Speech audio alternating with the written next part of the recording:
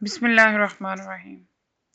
ذرا سوچئے، نہ وہ نبی تھے، نہ بادشاہ، نہ کسی عظیم سلطنت کے مالک، پھر بھی اللہ تعالیٰ نے ان کا ذکر قیامت تک کے لیے قرآن میں محفوظ کر دیا۔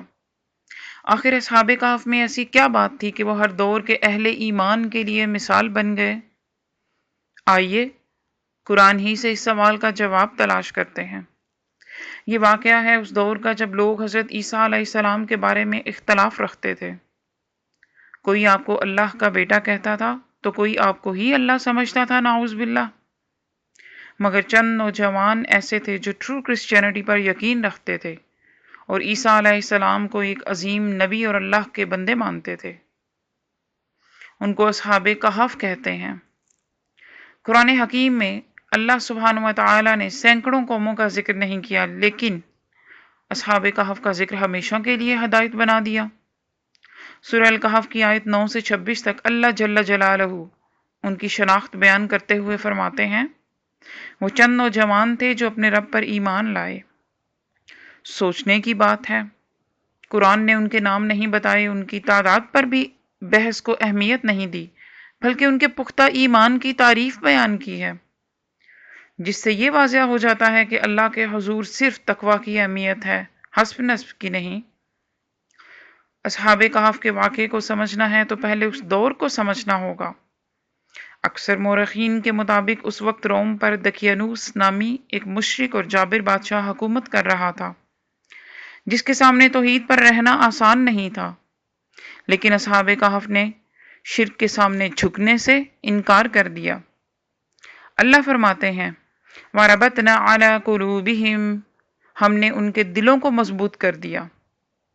انہوں نے بادشاہ کے دربار میں کھڑے ہو کر بے خوف توحید کا اعلان ان الفاظ میں کیا، ہمارا رب آسمانوں اور زمین کا رب ہے، اور مزید جواب دیا کہ ہم ہرگز نہیں پکاریں گے کسی کو معبود، اگر ایسا ہوا تب تو ہم بہت غلط بات کہیں گے۔ غور کیجئے، اصحاب کہف کا یہ اعلان کوئی نیا اعلان نہیں تھا۔ یہی اعلان سب سے پہلے حضرت نوح علیہ السلام نے اپنی قوم سے کیا، اے میری قوم، اللہ ہی کی عبادت کرو، اس کے سوا تمہارا کوئی معبود نہیں۔ حضرت موسیٰ علیہ السلام نے فرعون کے سامنے اعلان کیا کہ رب السماوات والارض وما بینہما، وہ آسمانوں، زمین اور جو کچھ ان کے درمیان ہے سب کا رب ہے۔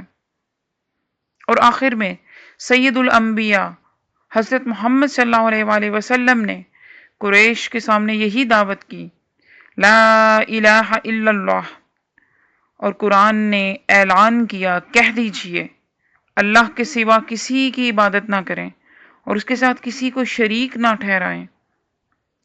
دقیانوس نے سمجھا تھا کہ وہ چند نوجوانوں کا سامنا کر رہا ہے، لیکن حقیقت میں تو وہ تمام انبیاء کے مشترک پیغام کے سامنے کھڑا تھا۔ تاریخی روایات کے مطابق دقیانوس نے انہیں توحید چھوڑنے اور اپنے معبودوں کی عبادت کرنے کا حکم دیا، ورنہ سنسار کی دھمکی دی۔ یہ ہر دور کا ایک ہی منظر ہے، جب بھی کسی نے اللہ ہی ہمارا رب ہے کا اعلان کیا، باطل نے جواب میں مکالمہ نہیں، دھمکی دی۔ ایک طرف حضرت شعیب علیہ السلام کو شہر چھوڑنے کی دھمکی، فرعون کے دربار میں تنہا کھڑے موسیٰ علیہ السلام، اور دوسری طرف دقیانوس کی سلطنت میں چند نوجوان۔ زمانے مختلف، کردار مختلف، مگر زبان پر ایک ہی اعلان، ہمارا رب کوئی بادشاہ نہیں بلکہ زمینوں آسمان کا رب ہے۔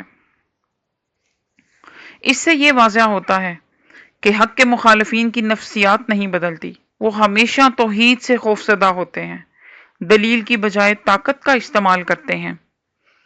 اصحاب کہف کے لیے اعلان توحید کرنا کوئی چھوٹی بات نہیں تھی، یہ ایک بہت بڑا امتحان تھا۔ دقیانوس کے دربار سے نکلنے کے بعد اصحاب کہف نے کیا کیا؟